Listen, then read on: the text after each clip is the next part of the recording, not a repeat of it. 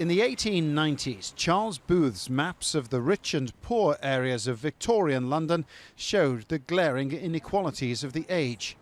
More than a century later, on her first day as Prime Minister, Theresa May chose to make social justice her core priority too. That means fighting against the burning injustice that if you're born poor, you will die on average 9 years earlier than others. If you're black, you're treated more harshly by the criminal justice system than if you're white. Inequality is stubbornly endemic in the UK. In education, employment, housing, healthcare and the criminal justice system, a person's racial and economic background can profoundly affect the opportunities and treatment they receive.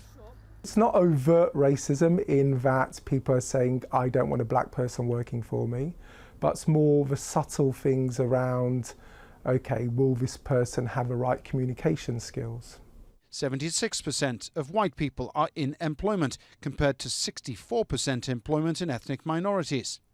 Black Caribbean pupils are 3 times more likely to be expelled from school than white children.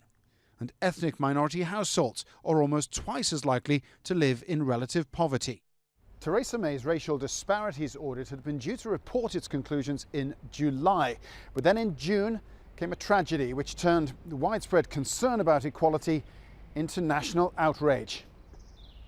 The Grenfell Tower fire. Almost 80 people were killed, and in the midst of recriminations about cost-cutting and social housing, a shocking reality emerged, that in one of the UK's richest boroughs, the numerous safety concerns raised by some of its poorest residents had apparently been ignored or dismissed by the authorities. Theresa May doesn't need to do an audit on race. You're looking at the wrong problem. Look at yourselves and how you treat us and try and work out why you do that, rather than constantly coming in and doing audits of what our lives are like, because our lives will only change, if you treat us differently.